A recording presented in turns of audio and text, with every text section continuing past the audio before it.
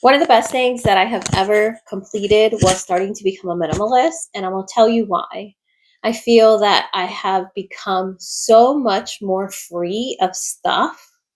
Things are not holding me back. I have more time in my life, and I want to share that with you if you think that might help you too. So hit like and subscribe. My name is Jay, and this is Guided Affinity, all about personal growth and development. So let's get to it. Why do a lot of people want to become minimalists?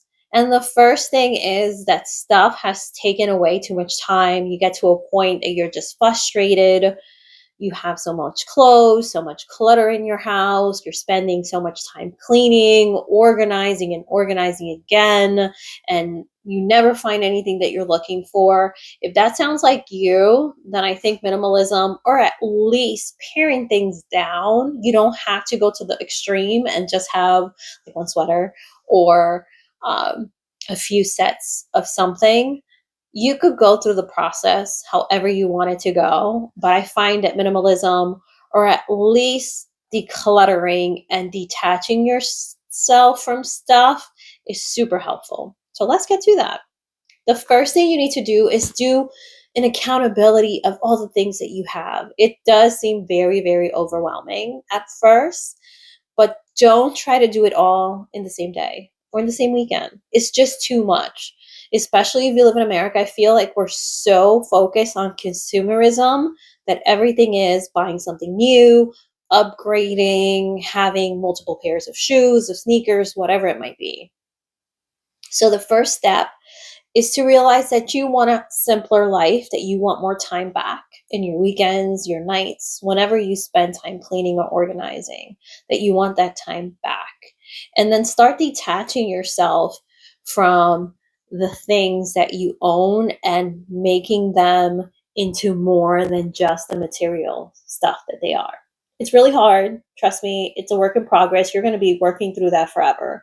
It's just it doesn't happen overnight. You just don't go from having a million things to nothing and being like, okay, that's cool. It takes time and it takes work and it takes, dedication to it. So one of the things that I did was do an inventory of the stuff that I wanted to get rid of. Like, what's it overwhelming me? Is doing so much laundry overwhelming me? Is trying to find what to wear overwhelming? Like, what is happening, and going and starting to pare down those things and those items. Also, if you find purpose for those things with other people that you may know, donating them, selling them, making some extra money, whatever it might be, or giving something a second life and being like, oh my gosh, this is great. Somebody else is using it while it was here in my attic or in my basement or closet or under your bed collecting dust. So if you start to kind of think about it in that mindset that, hey, this item could serve someone else, that they could give it a second life, I feel that, that's a game changer. I'm from the Caribbean, and that's something that we do.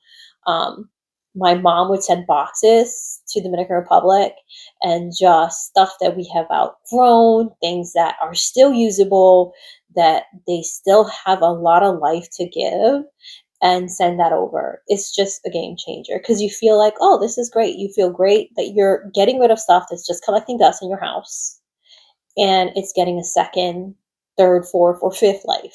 Trust me, it's a game changer. So do that inventory of your household. What are the areas that you want to focus on? Don't do it all at the same time. I'm that type of person that you have to do it by sections. Do the kitchen every so often. Do your living room every so often. Do your bedroom every so often. It doesn't have to be all in one shot. And I think once you give yourself that freedom, that it's a continuous journey, you're going to see that it's much easier than trying to tackle it on one weekend when you're free or you don't have any plans. If you do it as you go, it's going to be easier for you to do it and more sustainable and manageable. So think about it in that sense. How can you make this journey and this process easier for you? Again, nobody's forcing you to give anything away that you're very attached to and that you find value and meaning in. Keep those things, but everything shouldn't have an attachment to it. Clothes are clothes. Some times a shirt or a sweatshirt that somebody gave to you, your grandmother, family member, does have special meaning, keep those. But try to detach from everything else, that everything else shouldn't have an attachment, because then you're going to not be able to do anything. You're not going to be able to clean or declutter or minimize as you go. For me, the first thing that I tackled was shoes, because growing up, I didn't have a lot of pair of shoes. So when I started working, I use my money for that. I use my money to buy Jordans. I use my money to buy all the sandals of different colors. If you're from the 90s, if you grew up in that era, you know what I'm talking about. Like your outfit had to match your shoes, whatever. So going through that process and realizing, oh my goodness, I don't need all these shoes, or I don't need all these clothes to make me happy. Experiences are where it's at. And one of the things that was really life changing to me was a conversation that I had with a friend. And he was like, you have 2 feet. Like, when are you going to wear these? And I didn't. I didn't wear them all the time. I was working full time. So I wore my work shoes to work. And then when you come home, I was wearing my slippers at home. So the amount of times that I used everything else just wasn't sufficient enough to hold on to these things. And you'll start seeing that in your process if you go through that minimalistic journey, that there are things that you're holding on to and you are like, why am I holding on to all these clothes if there's not a purpose for them, or stuff that doesn't fit anymore? That's a big one, right? A lot of us hold on to clothes that don't fit anymore. If you plan on passing them on to your kids and so forth, again, you know yourself best, and you know what is hampering or hindering your success, and what is taking time away from your day-to-day life, and that you're spending organizing and cleaning. It's a game changer when you have less things to clean, less laundry to do, when you could do 2 loads of laundry, put it away, organize it, and you have space and you know what you have. So if you want to join on this minimalistic journey, start slow. And again, you know yourself best. Take the steps as best as you can. And I will see you on the next video. And we could keep talking about the different journeys on personal growth. Hit subscribe. See you again.